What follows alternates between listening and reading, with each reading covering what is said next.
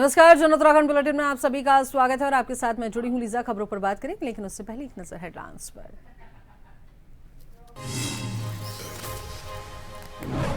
NDA दलों की बैठक में बोले पीएम मोदी, पेपर लीक देश का मुद्दा, राजनीति का नहीं, दोषियों को मिलेगी सजा। विपक्ष सदन में उठाएगा लाठीचार्ज का मुद्दा।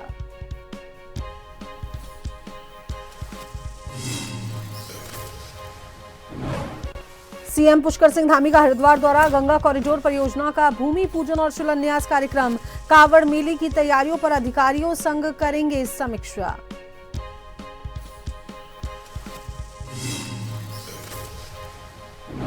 उत्तराखंड में विकास और सुरक्षा के लिए 51 करोड़ की योजनाओं को मंजूरी। हेलीपैड, सड़क संपर्क, आपदा प्रबंधन और पुलिस आधुनिकीकरण के लिए वित्तीय स्वीकृति। बागेश्वर, उत्तरकाशी, नैनीताल और देहरादून की परियोजनाओं को मिलेगा फायदा।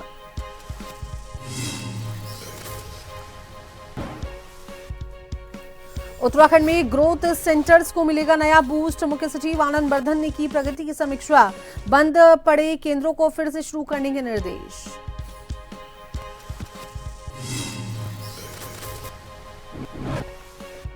देहरादून, बागेश्वर समेत उत्तराखंड के 8 जिलों में भारी बारिश का अलर्ट। खराब मौसम के चलते रोकी गई चारधाम यात्रा। सरयू, महाकाली और शारदा समेत कई नदियां उफान पर।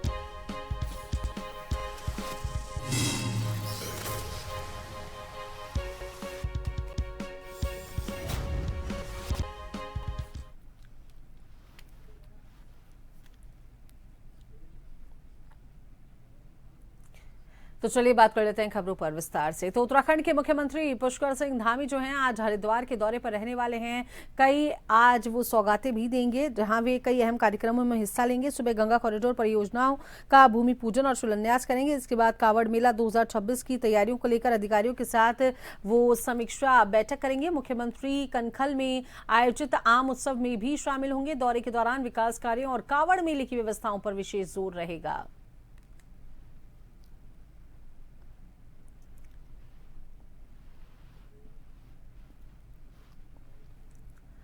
मुख्यमंत्री पुष्कर सिंह धामी ने राज्य में हेलीपैड निर्माण, सड़क संपर्क और आपदा प्रबंधन, पुलिस आधुनिकीकरण तथा न्यायिक एवं कारागार अवसंरचना को मजबूत करने के लिए 51 करोड़ की वित्तीय स्वीकृति प्रदान की है।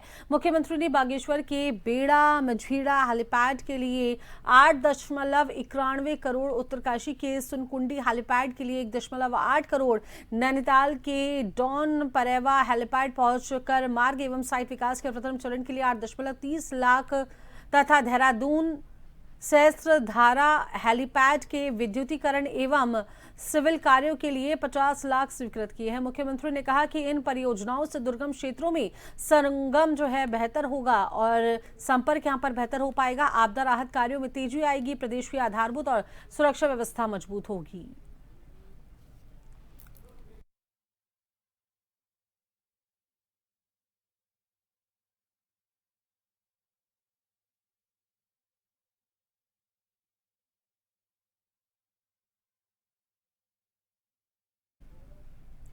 कैबिनेट मंत्री गणेश जोशी ने अतिवृष्टि के कारण देहरादून मसूरी मुख्य मार्ग क्षतिग्रस्त होने के दृष्टिगत संबंधित अधिकारियों को नियमित मॉनिटरिंग और सभी आवश्यक संसाधनों का उपयोग करते हुए सड़क को जल्द से जल्द सुरक्षित एवं सुचारू बनाने के निर्देश दिए हैं। कैबिनेट मंत्री गणेश जोशी ने पर्यटकों और स्थानीय नागरिकों से अपील की है कि मौसम की प्रतिकूल परिस्थितियों को देखते हुए अनावश्यक यात्रा से बचे तथा देहरादून मसूरी मुख्य मार्ग पूरी तरीके से सुरक्षित और सुचारू होने तक आवश्यक परिस्थितियों में प्रशासन द्वारा निर्धारित वैकल्पिक मार्ग का ही उपयोग करें।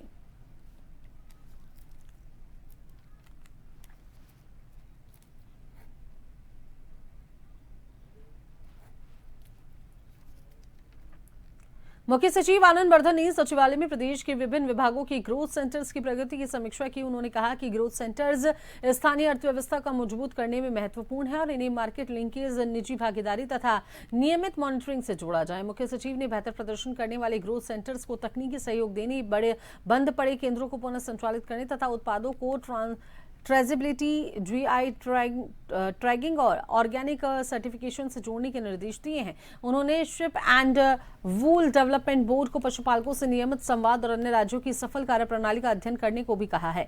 उन्होंने ग्रोथ सेंटर्स को cold storage chain, house of Himalayas और नाबार्ड से जोड़ने, संभावनाशील केंद्रों की हेड होल्डिंग करने तथा फॉरेस्ट के ग्रोथ सेंटर्स के लिए बिजनेस प्लान तैयार करने के निर्देश दिए हैं।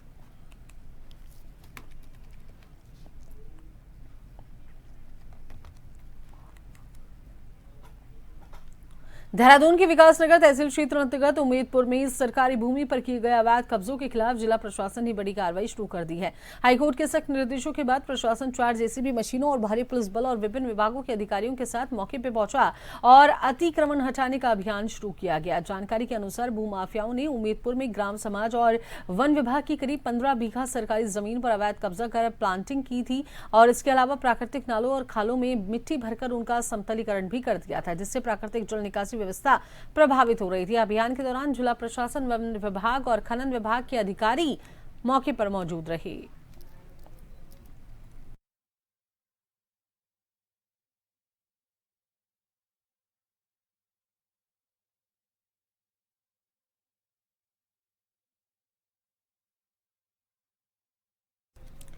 जिलाधिकारी डॉक्टर आशीष चौहान ने ऋषिकेश में कावड़ मेला 2026 की तैयारियों का स्थलीय निरीक्षण कर अधिकारियों को निर्देश दिए कि 25 जुलाई तक सभी जो व्यवस्थाएं हैं हर हाल में पूरी कर ली जाएं। उन्होंने ये भी कहा कि किसी भी स्तर की लापरवाही बर्दाश्त नहीं की जाएगी। डीएम ने आईडीपीएल मैदान में कावड़ियों की ठहराव, पेयजल, शौचालय, प्रकाश व्यवस्था, पार्किंग कंट्रोल रूम और सीसीटीवी की व्यवस्था सुनिश्चित करने के निर्देश दिए हैं। साथ ही यात्रा मार्ग की मरम्मत, स्ट्रीट लाइट, घाटों पर सुरक्षा, स्वच्छता, मेडिकल कैंप, फॉगिंग तथा विशेष सफाई अभियान चलाने के भी निर्देश उन्होंने दिए हैं।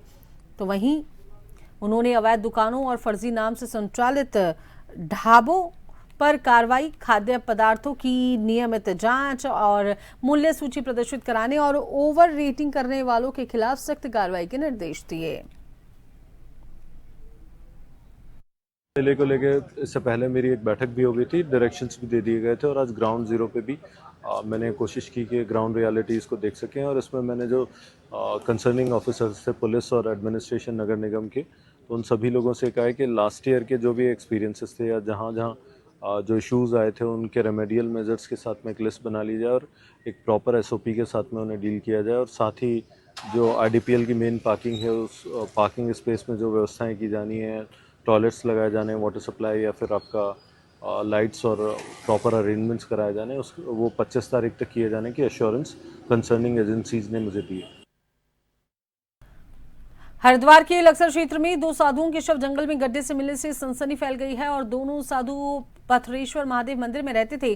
सूचना पर पहुंची पुलिस और एफएसएल टीम ने खुदाई कर शव बरामद किए हैं और पोस्टमार्टम के लिए भेज दिए गए हैं। शुरुआती जांच में हत्या के बाद शवों को गड्ढे में दबाए जाने की आशंका यहां पर जताई जा रही है। पुलिस को मंदिर के मुख्य पुजारी पर संदेह है, जो घटना के बाद से फरार फिलहाल बताया जा रहा है। मामले की जांच पड़ताल जारी है।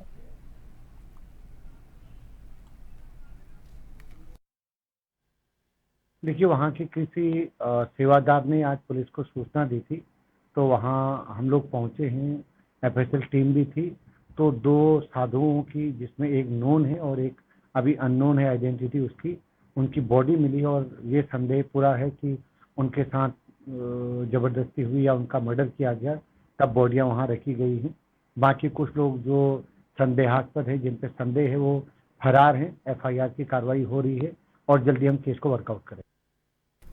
कॉर्बेट टाइगर रिजर्व में गश्त के दौरान दैनिक श्रमिक पीतांबर पर बाघ ने हमला कर उसे गंभीर रूप से घायल कर दिया है। सुंदरखाल निवासी पीतांबर अपने 3 साथियों के साथ सरपरदुली रेंज में गश्त कर रहा था, तभी अचानक बाघ ने उस पर हमला बोल दिया। साथियों ने साहस दिखाते हुए उसे बाघ के चुंगल से छुड़ाया और रामनगर के सरकारी अस्पताल उसे पहुंचाया गया। प्राथमिक उपचार के बाद चिकित्सकों ने उसे हायर सेंटर रेफर कर दिया है। उपनिदेशक राहुल मिश्रा ने अस्पताल पहुंचकर घायल व परिजनों से मुलाकात की है। उन्होंने ये बताया कि पीतांबर की जो हालत है फिलहाल खतरे से बाहर बताई जा रही है।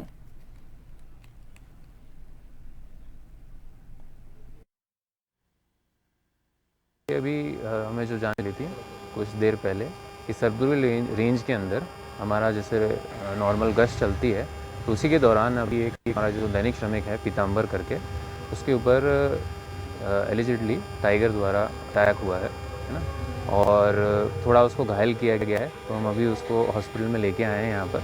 यहाँ पे बताया जा रहा है कि उसके कुछ कट्स हैं नाखूनों की वजह से जो हुए हैं, उनको फर्स्ट एड कर दिया है। बाकी ऐसी कोई मेजर इशू नहीं है, ऑब्जर्वेशन में रखा है और ठीक है, बातचीत कर रहा है, बाकी सारी चीज़ें ठीक हैं। और अगर हॉस्पिटल रेफ़र करता है कहीं और ले जाने के लिए, तो उस हिसाब से हम आगे की कार्रवाई करेंगे। ब्रेक के बाद स्वागत है। खबरों के सिलसिले को आगे बढ़ाते हैं। खबर रुड़की से है, जहां पर गौकशी के आरोपियों के खिलाफ आवाज उठाना एक युवक को इतना भारी पड़ गया कि अब उसने अपनी और अपने परिवार की जान को खतरा बताया है। मंगलौर निवासी शम्स शुज़मा ने प्रेस कॉन्फ्रेंस कर मीडिया के सामने अपनी पीड़ा को साझा किया और कहा कि नगर के कुछ लोग गौकशी समेत कई गैरकानूनी गतिविधियों में शामिल हैं। उनका ये आरोप है कि इन गतिविधियों का विरोध करने के बाद उन्हें लगातार धमकियां मिल रही हैं। प्रेस वार्ता के दौरान उनकी पत्नी और बच्चे भी मौजूद रहे हैं। पीड़ित ने प्रशासन से परिवार की सुरक्षा और निष्पक्ष कार्रवाई की मांग की है।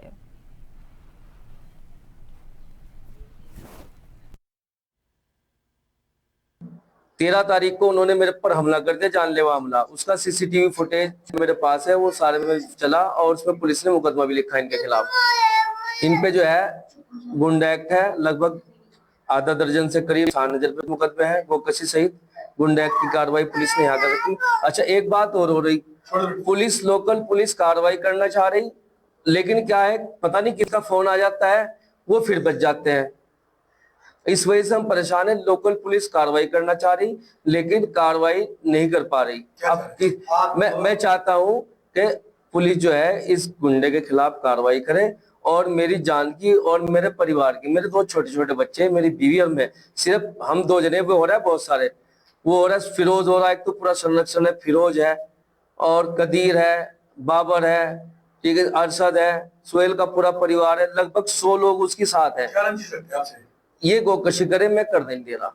वो बहुत सारे हैं, हमसे ये मेरे हस्बैंड जो है वो अकेले हैं और हम परिवार के 4 ही हैं, तो इसलिए आए दिन धमकी दे रहा है कि हम इसको जान से मारेंगे। और जो ये गाय कसी का भी उसमें केस हुआ है ना, तो उसमें भी पुलिस ने अभी तक तो कुछ नहीं किया, क्योंकि ऊपर से उनके ऊपर दबाव है।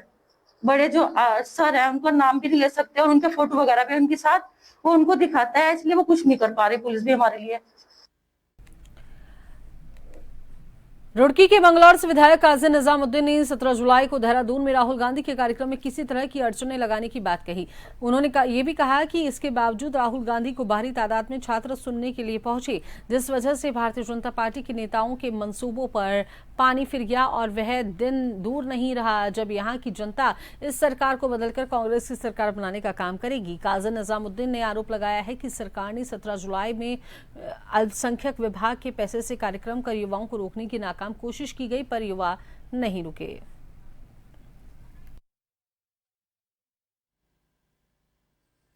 आज की तारीख में भारतीय जनता पार्टी पूरे देश में बैकफुट पर है, बहुत घबराई हुई है, छात्रों से युवाओं से बहुत बुरी तरह घबरा रही है और एक भाजपा को एक फोबिया हो गया, एक डर, एक दहशत कांग्रेस पार्टी का, राहुल गांधी जी का। तो राहुल जी का एक फोबिया भाजपा को सता रहा है। जब भी कहीं राहुल जी अगर 2-4 दिन इधर उधर हो जाएं तो वो उनको सपने में भी आने लगते हैं, उनका सोशल मीडिया एक्टिव होकर सवाल पूछने लगता है। देहरादून जब राहुल जी आ रहे थे तो उनके प्रोग्राम को हर सूरत पहले परमिशन दी, परमिशन देने के बाद फिर परमिशन रद्द की, हालांकि पैसे भी जमा करवा लिए जो वहाँ नियम अनुसार पैसे जमा होने थे। कॉर्बेट टाइगर रिजर्व की ढेला रेंज में 2 ग्रामीणों के साथ कथित मारपीट का मामला सोमवार को तूल पकड़ गया। आक्रोशित ग्रामीणों ने ढेला वन चौकी का घेराव किया और इस दौरान पीड़ित शिवगिरी के भतीजे चंदन गिरी ने हाथों में पेट्रोल लेकर वन चौकी की छत पर चढ़कर आरोपित फॉरेस्ट गार्ड और 2 वॉचर्स के खिलाफ कार्रवाई नहीं होने पर आत्मदाह की चेतावनी दी। सूचना पर पुलिस पार्क वार्डन और बिंदरपाल सिंह और रेंज अधिकारी नवीन पांडे मौके पर पहुंचे, समझा बुझाकर युवक को नीचे उतारा। ग्रामीणों का आरोप है कि जंगल से जलारू लकड़ी लाने के दौरान शिवगिरी को पकड़कर जुर्माना वसूलने के बाद उनकी पिटाई की गई। पीड़ित का मेडिकल कराया गया है और प्रदर्शन में जनप्रतिनिधि भी शामिल रहे और आरोपित कर्मचारियों के निलंबन की मांग की गई है। पार्क प्रशासन ने विभागीय जांच के आदेश दिए हैं, जबकि पुलिस ने भी शिकायत के आधार पर जांच पड़ताल शुरू कर दी है।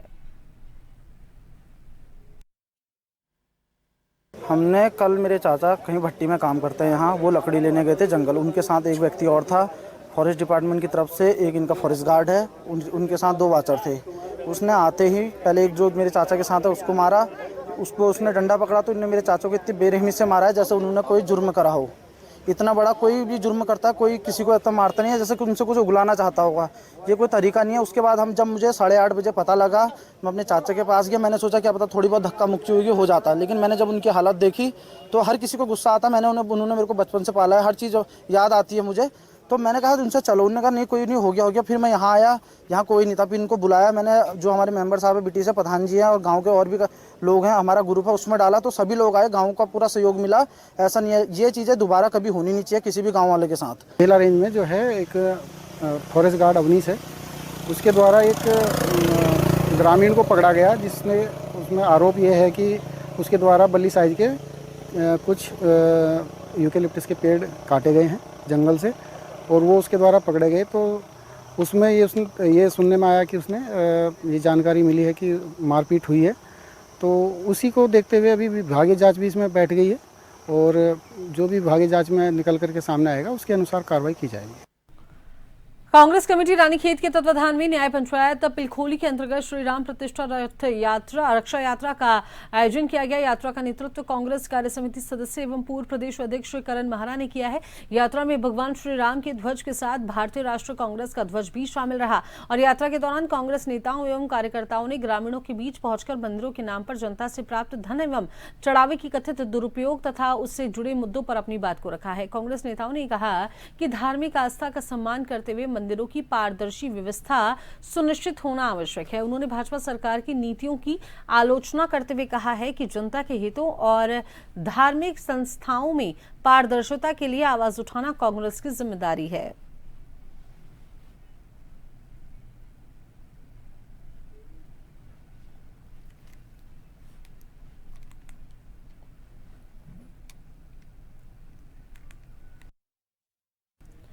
डॉक्टरों पर बढ़ते हमलों को लेकर इंडियन मेडिकल एसोसिएशन रुड़की शाखा ने कड़ा विरोध अपना दर्ज कराया है। रुड़की के एक निजी होटल में पत्रकार वार्ता कर IMA के पदाधिकारियों ने कहा कि स्वास्थ्य कर्मियों के खिलाफ बढ़ती हिंसा न केवल डॉक्टरों की सुरक्षा बल्कि पूरे स्वास्थ्य तंत्र के लिए गंभीर खतरा है। संगठन ने सरकार से दोषियों के खिलाफ सख्त कार्रवाई कर अस्पतालों में सुरक्षा बढ़ाने और डॉक्टरों के लिए सुरक्षित कार्य वातावरण सुनिश्चित करने की मांग की है। आपको बता दें कि एक निजी अस्पताल में कुछ लोगों के द्वारा स्टाफ के साथ अभद्रता व मारपीट की गई थी, जिसको लेकर डॉक्टरों में खासी नाराजगी देखने को मिल रही है। इंडियन मेडिकल एसोसिएशन यानी कि IMA ने डॉक्टरों और स्वास्थ्य कर्मियों पर बढ़ते हमलों को लेकर गहरी चिंता जाहिर की है।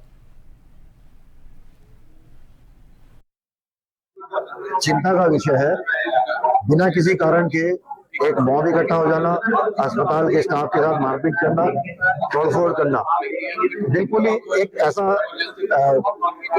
घटना है जिसके बारे में सोच के मैं सिर जाता। बिना मतलब एक पेशेंट एडमिट हुआ उल्टी दस्त होगा, भाई सब बच्चे 1-2 दिन में नहीं ठीक होते हैं, टाइम लगता है, कोई 5 दिन में, कोई 4 दिन में, कोई 3 दिन में। उसके बाद भी अगर आप संतुष्ट नहीं हो, आपने कहा जाना चाहते हैं, चले जाइए।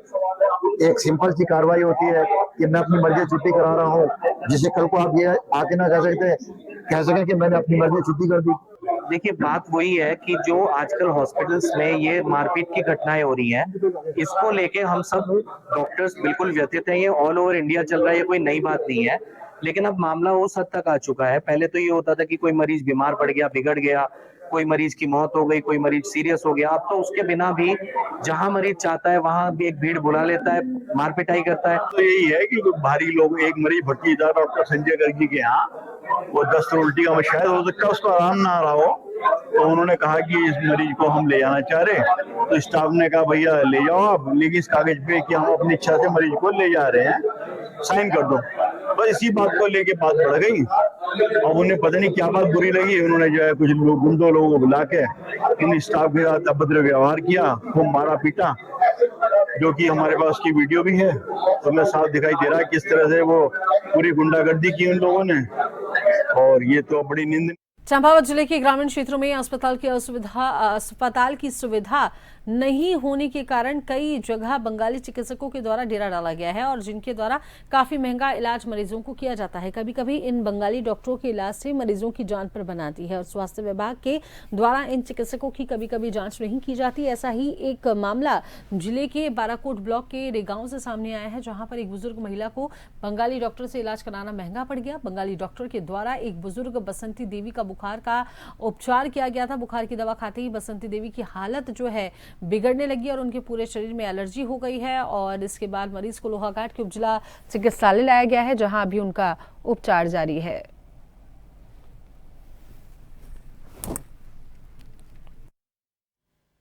इनको बुखार आया था 20 दिन पहले और वहाँ गांव में से बंगाली से दवाई दी, 500 की दवाई दी और उसी से इनको एलर्जी हो गई पूरे शरीर में।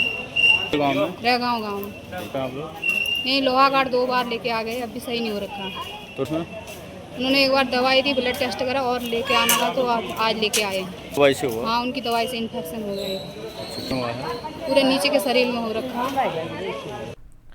रोशनाबाद स्थित शराब के ठेके का एक वीडियो सोशल मीडिया पर तेजी से वायरल हो रहा है और वीडियो में ग्राहकों से निर्धारित कीमतों से 5 रुपए अधिक वसूलने और विरोध करने पर कर्मचारियों द्वारा अभद्र व्यवहार करने का आरोप लगाया गया है। तो वहीं मामले का संज्ञान लेते हुए जिला आबकारी अधिकारी कैलाश चंद बिजोला ने तत्काल जांच के आदेश दे दिए हैं और उन्होंने ये भी बताया है कि वायरल वीडियो के आधार पर संबंधित आबकारी निरीक्षक को मौके पर भेज दिया गया है और निष्पक्ष जांच कर रिपोर्ट मांगी गई है। उन्होंने ये स्पष्ट कहा है कि ओवर रेटिंग और ग्राहकों के साथ बदसलूकी किसी भी कीमत पर बर्दाश्त नहीं की जाएगी। रिपोर्ट मिलने के बाद दोषी पाए जाने वाले विक्रेताओं के खिलाफ कड़ी कानूनी और विभागीय कार्रवाई की जाएगी और साथ ही सभी शराब अनुज्ञापियों को निर्देश दिए गए हैं कि निर्धारित मूल्य से अधिक वसूली और ग्राहकों के साथ किसी प्रकार का अभद्र व्यवहार न करें।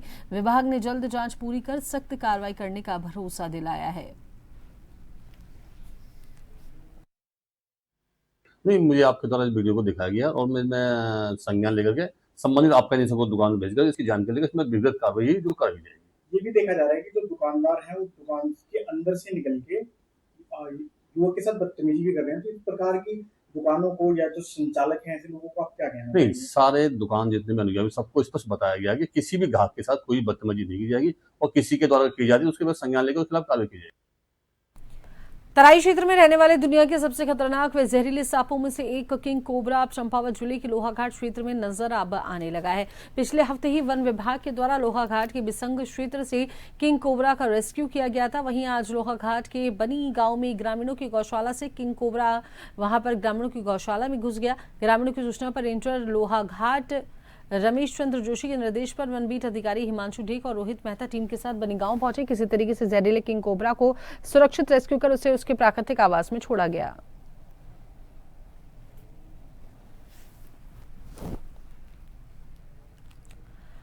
हरिद्वार पुलिस ने एसएसपी नवनीत सिंह के नेतृत्व में आईसीआईसीआई बैंक खाते से करीब 50 लाख रुपए की संदिग्ध निकासी के मामले का खुलासा करते हुए एक महिला समेत 3 आरोपियों को गिरफ्तार किया है। बैंक मैनेजर की शिकायत पर दर्ज मुकदमे की जांच में पुलिस ने भगवानपुर क्षेत्र में छापेमारी कर आरोपियों को दबोचा और इनके कब्जे से 13 लाख रुपए नगद, एक स्कूटी, 12 लाख रुपए की प्लॉट सर्जरी और साथ ही फर्जी आधार कार्ड, डेबिट कार्ड और मोबाइल फोन बरामद किए गए हैं। पुलिस जांच में सामने आया कि आरोपियों ने फर्जी आधार कार्ड के जरिए खतरनाक धारक के नाम पर जो यहाँ पर खाता धारक था उसके नाम पर डेबिट कार्ड हासिल किया और फोन बैंकिंग से नया एटीएम कार्ड जारी करवाकर नकदी निकाली। इसी रकम से ज्वेलरी खरीदने, जमीन खरीदने और अन्य खर्च किए गए। तो वहीं पूछताछ में ये भी खुलासा हुआ है कि गिरोह बड़ी कंपनी के खातों को निशाना बनाया करता था और बैंकिंग प्रणाली की खामियों का फायदा उठाकर धोखाधड़ी को किया करता था।